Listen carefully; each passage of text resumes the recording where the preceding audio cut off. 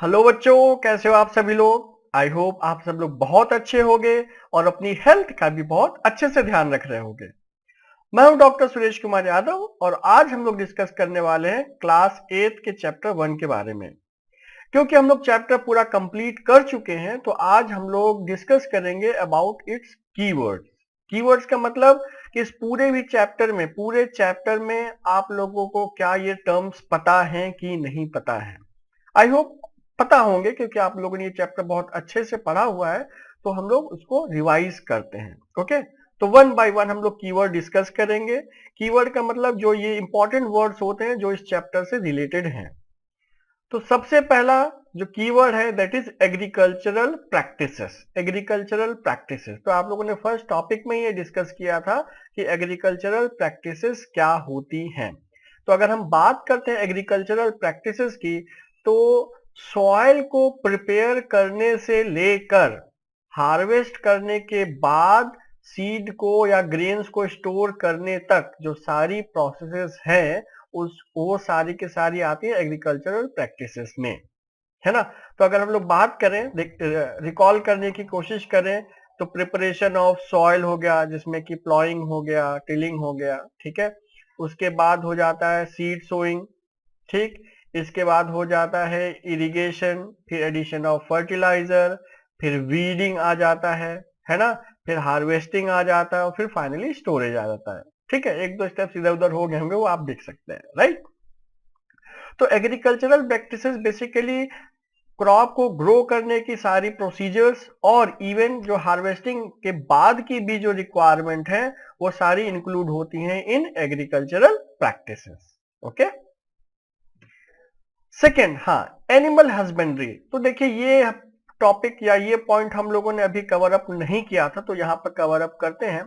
जैसे क्रॉप्स हैं, आपको पता है ये क्रॉप्स का क्या मतलब हो गया कि same type of plants grown in one place को बोलेंगे क्रॉप्स, ठीक है। अब जैसा आप सभी लोग जानते ही हैं कि बहुत सारे लोग नॉन वेजिटेरियन भी होते हैं, तो उनको चिकन चाहिए, मटन चाहिए एंड सो ऑन, ठीक है। इसके अलावा हम लोग जो है जैसे मिल्क है, मिल्क प्रोडक्ट्स हैं वो यूज करते हैं। तो अगर आप बहुत सारे एनिमल्स, एक ही टाइप के एनिमल्स एक जगह पर ग्रो कर रहे हैं, ग्रो का मतलब उनको पाल रहे हैं, उनका देखभाल कर रहे हैं, फिर वहां से जो प्रोडक्ट्स हैं वो ऑब्टेन कर रहे हैं, तो उस फार्म को बोलते हैं एनिमल हस्बेंड्री, है ना। एनिमल्स आप जहां पर जैसे आप प्लांट्स को ग्रो करते हैं वैसे आप एनिमल्स को भी ग्रो कर रहे हैं।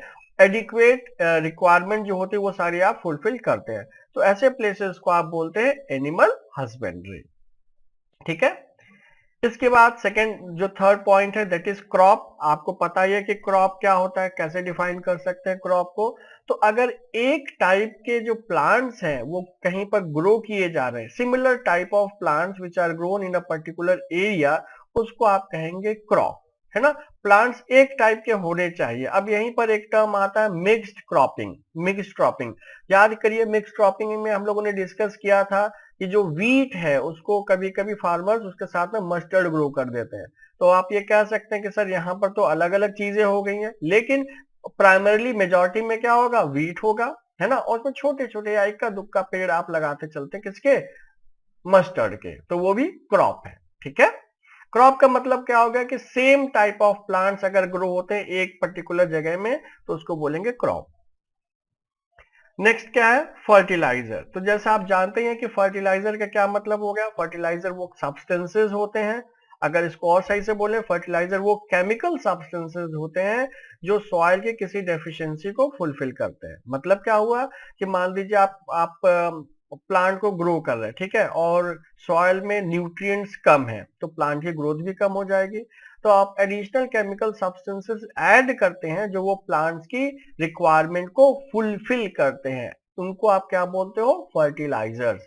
तो फर्टिलाइजर्स बेसिकली क्या करते हैं, जो प्लांट है उसकी ग्रोथ को बूस्ट अप करते हैं, इंक्रीज करते हैं, ठीक है। क्या ये पॉइंट समझ में आ गया।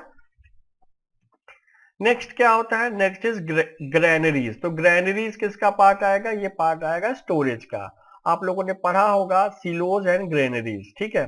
और न्यूज में अक्सर आपको ग्रैनरी ही दिखती है जिसमें कि आप जो फूड होता है, फूड ग्रेन्स होती हैं, उनको आप जूट के बैग्स में, जूट के बोरों में भरकर आप एक के ऊपर एक के ऊपर एक पाइल करते हैं, स्टोर करते हैं। तो उन जगहों को आप क्या बोलते हैं? ग्रैनरीज। ठीक है, अभी तो टाइम ऐसा आ गया, अगर आप न्यूज देखेंगे तो हर जगह आप पाएंगे कि ग्रैनरीज में रखा हुआ गेहूं भीग गया, है ना। तो ये एक एक बहुत इंपॉर्टेंट कंसर्न है। बट ग्रैनरीज क्योंकि हम लोग पढ़ रहे हैं, ग्रैनरीज का मतलब हो गया कि वहां पर आप जूट के बैग्स में क्या करते हैं, जो सीड ग्रेन्स हैं उनको स्टोर करते हैं। ठीक है, नेक्स्ट हार्वेस्टिंग। हार्वेस्टिंग, तो देखिए हार्वेस्टिंग क्या होता है बच्चों, इसको समझिए। हार्वेस्टिंग का मतलब हो गया कि जो फूड, जो क्रॉप्स हैं, ठीक है, जो क्रॉप्स हैं उनको आप कट करके फर्दर प्रोसेसिंग के लिए यूज करते हैं। तो cutting of crops is basically harvesting. ठीक है, कटिंग ऑफ क्रॉप्स। अगर आप देखिए पहले क्या होता था, पहले खेत और खलिहान दो चीजें होती थी, है ना। खेत में आपका क्रॉप लगते हैं, फिर वहां पर जब आप कट करते थे, कट करने के बाद आप खलिहान में लेके जाते थे और फिर वहां पर फर्दर प्रोसेसिंग होती थी। तो हार्वेस्टिंग का मतलब क्या हो गया, सिकल से आप जब कट करते हैं, ठीक है, उसी को हार्वेस्टिंग बोलते हैं। और जब खलिहान में ले जाके आप फूड को उस पूरे के पूरे प्लांट से अलग करते हैं तो उसको बोलते हैं थ्रेशिंग। ठीक है, हार्वेस्टिंग का मतलब cutting down of crops is basically harvesting. Next irrigation. आपको पता ही है कि प्लांट है तो प्लांट को ग्रो करने के लिए न्यूट्रिएंट के साथ साथ बहुत ही इंपॉर्टेंट चीज क्या है, दैट इज वाटर। ठीक है, तो इरिगेशन वो मेथड्स हैं, वो टेक्निक्स हैं जिससे आप प्लांट की जो वाटर रिक्वायरमेंट है उसको फुलफिल करते हैं। जैसा कि आप जानते ही हैं कि अभी भी बहुत सारे किसान जो है, फार्मर्स जो है वो रेन पर डिपेंडेंट है, लेकिन बहुत सारे किसानों के पास वाटर की एडिक्वेट सप्लाई है। तो जब भी रिक्वायरमेंट हो प्लांट की, वो प्लांट को वाटर की, उस समय आप वाटर प्रोवाइड करते हैं। आप लोगों ने अलग अलग मेथड्स भी पढ़े होंगे, ट्रेडिशनल मेथड्स पढ़े होंगे, मॉडर्न मेथड्स पढ़े होंगे। ट्रेडिशनल में भी आप लोगों ने लीवर सिस्टम पढ़ा होगा, राहत सिस्टम पढ़ा होगा, है ना। और मॉडर्न में आप लोगों ने स्प्रिंकलर पढ़ा होगा, ड्रिप इरिगेशन पढ़ा होगा, राइट। तो मॉडर्न सिस्टम आजकल ज्यादा प्रेफर किया जाता है, रीजन बीइंग वो बहुत एफिशिएंट सिस्टम है। उसमें टाइम भी कम लगता है, पानी भी कम लगता है, बट हाँ उसका इंस्टॉलेशन कॉस्ट ज्यादा, शुरुआत में थोड़ा पैसा लगेगा, लेकिन बहुत सारा आपका टाइम और बहुत सारा पानी आपका बचता है, राइट। नेक्स्ट बात करते हैं खरीफ। तो देखिए दो टाइप की क्रॉप्स आप लोगों ने पढ़ी हैं, रबी क्रॉप्स और खरीफ क्रॉप, है ना। हमने आपको एक ट्रिक भी बताई थी, खरीफ के मतलब कूल, कूल मतलब समर। तो खरीफ क्रॉप जो होती है वो समर्स में लगाई जाती हैं। समर्स में, समर्स का मतलब एकदम मई जून में नहीं, मतलब मई में नहीं, ये जून से जब बरसात की शुरुआत होती है उस समय इनको सो किया जाता है। और रबी, आर का मतलब रजाई है, हमने यही ट्रिक बताई थी, मतलब वो विंटर्स में लगाए जाते हैं। तो अगर खरीफ की बात करते हैं तो ये कहां से होगा, जून से लेकर सितंबर तक होगा, है ना। और अगर रबी की बात करते हैं तो अक्टूबर से लेकर मार्च तक होगा। ठीक है, क्या ये बात समझ में आई।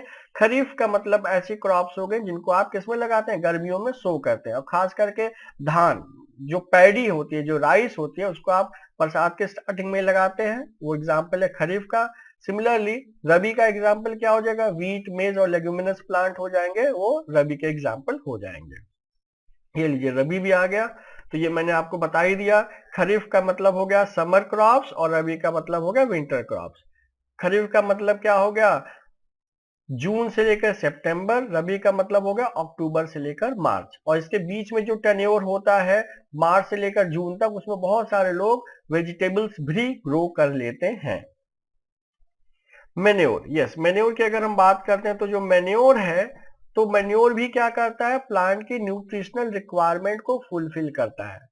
अब मेन्योर और फर्टिलाइजर में डिफरेंस क्या है, फर्टिलाइजर क्या होता है, केमिकली सिंथेसाइज होता है, लेकिन मेन्योर क्या होता है, वो नेचुरल है या ऑर्गेनिक है ना। तो मेन्योर से कई फायदे हैं प्लांट को। पहले तो सॉइल की फर्टिलिटी धीरे धीरे करके इम्प्रोवाइज होती है, सॉइल में जितने माइक्रोब्स होते हैं वो इंक्रीज होते हैं, मतलब सॉइल की नेचुरल फर्टिलिटी धीरे धीरे करके इंप्रूव होती है। लेकिन अगर फर्टिलाइजर की बात करते हैं तो आपका न्यूट्रिशनल रिक्वायरमेंट तो फुलफिल करेगा, लेकिन जैसे जैसे आप ज्यादा डिपेंडेंट होते जाएंगे फर्टिलाइजर पर, सॉइल की फर्टिलिटी डिक्रीज होती जाएगी। कोई ह्यूमस कंटेंट नहीं इंक्रीज करेगा, कोई वाटर होल्डिंग कैपेसिटी नहीं इंक्रीज करेगा फर्टिलाइजर, ना ही माइक्रोब को नेचुरली। मैन्योर के बाद बात करते हैं प्लाउ। प्लाउ का क्या मतलब होगा? प्लाउइंग का मतलब क्या हो गया कि जो आप सॉइल है उसको अपसाइड डाउन करते हैं यूजिंग प्लाउ या कल्टीवेटर या जो सर्कुलर सर्कुलर प्लाव है जिसको तवा बोलते हैं। तो प्लाइंग की रिक्वायरमेंट क्या है? आपको पता ही है कि टॉप मोस्ट लेयर में सबसे ज्यादा न्यूट्रिशन होता है। एक बार आपने उसमें क्रॉस लगाए, न्यूट्रिशन कम हो गया तो नीचे से ऊपर आप फिर से करते हैं तो इसमें न्यूट्रिशन का एडिक्वेट डिस्ट्रीब्यूशन होता है। प्लस साथ में सॉइल का एयरेशन भी इंक्रीज होता है। एयरेशन का क्या मतलब हो गया कि जब सॉइल थोड़ा सा लूज होगी तो उसमें एयर कंटेंट ज्यादा होगा और जो प्लांट के रूट्स को जब एयर मिलेगी तब वो रेस्पिरेशन कर पाएंगे और बहुत अच्छे से ग्रो कर पाएंगे। तो प्लॉइंग भी बहुत जरूरी है ना। पहली बरसात के बाद यूजुअली फार्मर्स प्लॉइंग शुरू कर देते हैं। प्लॉइंग के बाद एक और टर्म आता है टिलिंग। टिलिंग का क्या मतलब हो गया? प्लॉइंग में आपको बहुत बड़े बड़े चंक्स मिलते हैं जिनको आप क्रम्स भी बोलते हैं, ठीक है, मिट्टी के बहुत बड़े बड़े ढेले मिलते हैं, उनको आपको क्या करना पड़ता है और छोटा छोटा करना पड़ता है। उस प्रोसेस को क्या बोलते हैं? टिलिंग बोलते हैं, ठीक है। तो ये हो जाएगा प्लॉइंग फॉलोड बाय टिलिंग, ठीक। इसके बाद अगर हम बात करते हैं सीड्स, तो सीड्स बहुत ही इंपॉर्टेंट है क्योंकि जब तक सीड नहीं होंगे प्लांट कहां से हो पाएंगे, है ना। सीड तो जरूरी है, सीड के बाद ही तो प्लांट्स हो पाते हैं, है कि नहीं। तो सीड्स क्या होते हैं? जो फूड ग्रेन्स हैं, एक सीजन की जो फूड ग्रेन्स है उनको अगले सीजन के लिए आप सीड्स के जैसे यूज कर सकते हैं। सिंपल एग्जांपल समझिए, चना, ग्राम चना आप खा भी सकते हैं, उसको बचा के रखिए, उसको अगले साल सो भी कर सकते हैं, वहां से नया प्लांट बन जाएगा। तो सोइंग के लिए सीड की रिक्वायरमेंट है और खास करके हम लोगों ने डिस्कस किया था good quality seeds. Good quality seeds का मतलब क्या हो गया? ऐसे सीड्स जिनका जर्मिनेशन पोटेंशियल ज्यादा हो, ऐसे सीड्स जो कम वाटर में सरवाइव कर जाए, ऐसे सीड्स जो लॉन्गर ड्यूरेशन तक स्टोर किया जा सके एंड सो ऑन। सिलोज, सिलो या सिलोज, तो सिलोज ग्रैनरी हम लोगों ने अभी डिस्कस किया। सिलोज भी एक स्टोरेज का मैकेनिज्म है, जो फूड ग्रेन्स है उनके स्टोरेज का मैकेनिज्म है सिलोज, ठीक है। तो सिलोज होता क्या है? एकदम सिलेंड्रिकल अरेंजमेंट्स होते हैं, जैसे आपके घर में लोहे की टंकी है, बस उसी को आप खूब बड़ा कर दीजिए तो वो क्या हो जाएगा? सिलोज हो जाएगा। ग्रैनरीज में आपको जूट बैग्स की रिक्वायरमेंट होती थी जिसमें कि आप ग्रेन्स को भरते थे। सिलोज में बैग्स की रिक्वायरमेंट नहीं है, आप एज सच पूरा का पूरा अनाज ऐसे ही स्टोर कर सकते हैं। सिलोज के अपने कुछ फायदे हैं। फायदे क्या है कि वहां पर जो स्टोरेज होगा वो एडिक्वेट होगा और यूजुअली ये गवर्नमेंट ओन्ड जो है वो अरेंजमेंट्स होते हैं, ये प्राइवेट में बहुत ही कम मिलेंगे लेकिन गवर्नमेंट के ज्यादा सिलोज मिलेंगे। सिलोज की जो इंटरनल वॉल्स होती है उन पर आप इंसेक्टिसाइड और फंगिसाइड का स्प्रे करते हैं ताकि इंसेक्ट्स ना लगे। और जब भी आप स्टोर करते हैं फूड ग्रेन्स को, आपको कई बातों का ध्यान रखना पड़ता है कि सबसे पहले जो फूड ग्रेन्स है वो ड्राई होनी चाहिए और जब भी आप उनको स्टोर करते हैं तो लेयर बाय लेयर के बाद आप कुछ जो ड्राइड नीम लीव्स हैं वो भी रखते हैं और कुछ कुछ इंसेक्टिसाइड्स भी रखते हैं ताकि जो आपका फूड ग्रेन्स है वो स्पॉइल ना हो। इसके बाद बात आती है सोइंग। सोइंग का मतलब क्या होगा? जो सीड्स है उनको खेतों में लगाने की प्रोसेस को बोलते हैं सोइंग, सीड सोइंग। तो सोइंग एक बहुत ही इंपॉर्टेंट प्रोसीजर है। क्यों? क्योंकि देखिए अगर सीड्स हैं आपके पास, भले अच्छी क्वालिटी के सीड्स है लेकिन अगर आप उनको सही से लगा नहीं पा रहे तो सारे सीड्स यूजलेस हैं, है ना। अब लगाने का क्या तरीका है? देखिए सारे के सारे सीड्स इक्वी डिस्टेंट हो, मतलब दूर दूर हो, दूर दूर गैप, ऐसा ना हो कि एक जगह खूब सारे सीड्स हो जाए और दूसरी जगह सीड्स है ही नहीं, ऐसा नहीं होना चाहिए। तो इक्वी डिस्टेंस मतलब सेम डिस्टेंस पर हो, पहली बात। दूसरी बात क्या होती है कि जो सीड की जो शो करते जब उनकी जो डेप्थ होती है वो एडिक्वेट होनी चाहिए। अगर सीड को आप बहुत अंदर कर देंगे तो सीड फर्दर ग्रो नहीं करेगा। सीड को अगर आप लाइन में लगाते हैं तो फर्दर जो भी स्टेप पढ़ेंगे वीडिंग, वीडिंग फिर आसान होगी। और अगर सीड को आप लाइन में नहीं लगाते तो वीडिंग थोड़ा सा मुश्किल हो जाता है, ठीक है। स्टोरेज, जैसे अभी आप लोगों ने डिस्कस किया, ग्रैनरीज और सिलोज ये दोनों स्टोरेज के मैकेनिज्म है। सवाल आता है कि स्टोर करने की जरूरत क्या है? स्टोर करने की बहुत ही ज्यादा जरूरत है क्योंकि भाई जितना सारा अनाज हो रहा आप एक दिन में तो खा नहीं लेंगे, आपको टाइम लगेगा, 2 महीने, 4 महीने, 5 महीने, 10 महीने ये लगेंगे उसको खर्च करने में, है कि नहीं। तो उसको स्टोर करना जरूरी होता है। प्लस जो सीड ग्रेन्स है, जो सीड्स मिलेंगे ना वो भी तो अल्टीमेटली स्टोरेज से ही मिलेंगे। जब आप स्टोर नहीं करोगे तो कैसे मिलेंगे, ठीक। तो इसीलिए स्टोरेज जो है वो बहुत ही इंपॉर्टेंट है और बहुत बार स्टोरेज में ही हम लोग थोड़ा सा फेल कर जाते हैं, इसीलिए बहुत सारा जो फूड ग्रेन है वो वेस्ट भी हो जाता है। थ्रेशिंग, जैसे मैंने अभी बताया था कि हार्वेस्टिंग और थ्रेशिंग में माइनर डिफरेंस है। फूड क्रॉप्स को जो जो क्रॉप्स है उनको कट करने की जो प्रोसेस है उनको बोलते हैं हार्वेस्टिंग, और जो कट क्रॉप्स हैं उससे ग्रेन्स को निकालने के प्रोसेस को बोलेंगे क्या, उनको बोलते हैं थ्रेशिंग। यहीं पर बात कर लेते हैं कंबाइन की। तो कंबाइन क्या होता है, कंबाइन एक मशीन है जिसमें हार्वेस्टिंग और थ्रेशिंग एक साथ होती है। हार्वेस्टिंग मतलब खेत में ही वो फूड ग्रेन्स कट जा रहे हैं, मतलब वो प्लांट्स कट रहे हैं और खेत में ही वहां से आप सीड ग्रेन्स अलग कर ले रहे हैं, सीड्स अलग कर ले रहे हैं। तो जो कंबाइन है उसमें हार्वेस्टिंग और थ्रेशिंग साथ साथ होती है, ठीक है।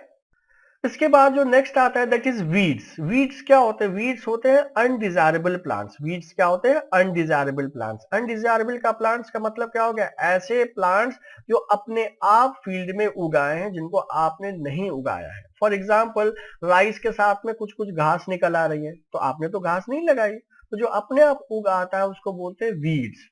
अब वीड्स हमारे लिए हार्मफुल क्यों है, क्योंकि जो भी आप नरिशमेंट, जो भी आप फर्टिलाइजर सब अपने डिजायरेबल क्रॉप के लिए दे रहे हैं, उसमें से बहुत सारा वीड्स भी तो ले जा रहे हैं, है ना। वीड्स ले जा रहे हैं कि नहीं ले जा रहे हैं। तो वीड्स compete करते हैं न्यूट्रिशन के लिए, स्पेस के लिए, और इसीलिए वीड्स हमारे लिए यूजफुल नहीं है। वीड्स के बाद बात कर लेते हैं थोड़ी वीडीसाइड्स की। तो वीडीसाइड्स, वीड्स को रिमूव करने के दो तरीके, एक तो मैनुअल मेथड होता है, ठीक है, आप एक एक प्लांट को अलग कर रहे हैं, जो कि थोड़ा कठिन होता है, लेकिन क्या होता है कि वो उससे नेचर को बहुत हार्म नहीं, लेकिन वो टाइम टेकिंग प्रोसेस है। छोटी फील्ड के लिए मैनुअल वीडिंग सही है, लेकिन अगर आपकी फील्ड बहुत बड़ी है तो वहां पर मैनुअल वीडिंग करना बहुत ही कठिन काम है, तो वहां पर वीडीसाइड्स स्प्रे किए जाते हैं। वीडीसाइड्स क्या होते हैं, ऐसे केमिकल सब्सटेंसेस होते हैं जो वीड्स को किल करते हैं। आपके डिजायर्ड प्लांट्स को उनसे हार्म नहीं होगा, लेकिन जो अनडिजायरेबल प्लांट्स हैं, जो वीड्स होंगे, वो किल हो जाएंगे। इसके बाद बात करते हैं विनोइंग। तो देखिए थ्रेशिंग, थ्रेशिंग में क्या हो रहा है, थ्रेशिंग में जो फूड ग्रेन्स है वो अलग हो जा रहे हैं क्रॉप से, लेकिन सेपरेट नहीं हो रहे हैं। थ्रेशिंग में भाई मान लीजिए आप वो फूड, वो जो क्रॉप है उसको तोड़ मरोड़ के ग्रेन्स अलग होंगे, लेकिन ग्रेन्स को अलग करना वो होता है विनोइंग के थ्रू। तो यूजुअली थ्रेशिंग और विनोइंग एक ही मशीन से होती है। जो थ्रेशर होता है उसमें नीचे ऊपर थ्रेशिंग होती है और नीचे विंड का वेलोसिटी से विनोइंग भी साथ साथ हो जाती है। इवन कंबाइन होता है, जो कंबाइंड हार्वेस्टर होता है उसमें भी उसमें हार्वेस्टिंग, थ्रेशिंग और विनोइंग एक साथ हो जाते हैं। विनोइंग का मतलब हो गया हाई विंड वेलोसिटी से आप फूड ग्रेन्स को चैफ से अलग करते हैं। फूड ग्रेन्स हैवी होती है, चैफ हल्के होते हैं, चैफ इसीलिए दूर चले जाते हैं, फूड ग्रेन्स पास में रह जाते हैं। क्रॉप मैनेजमेंट, तो देखिए मैनेजमेंट टर्म बहुत इंपॉर्टेंट है।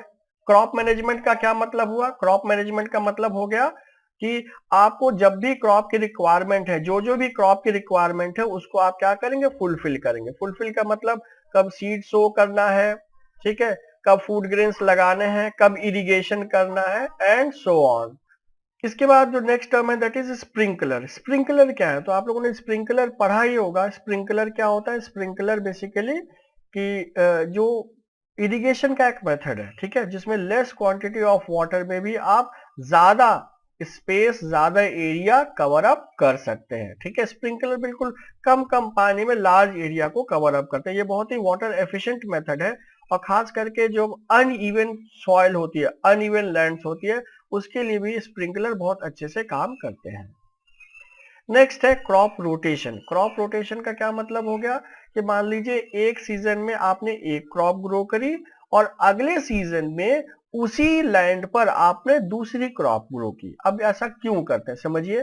जैसे आपको पता ही है कि क्रॉप की अपनी यूनिक रिक्वायरमेंट होती है, एक पर्टिकुलर टाइप के न्यूट्रिएंट्स वो एब्जॉर्ब करता जाएगा, तो जो न्यूट्रिएंट्स एब्जॉर्ब करेगा सॉइल में उसकी डेफिशिएंसी हो जाएगी।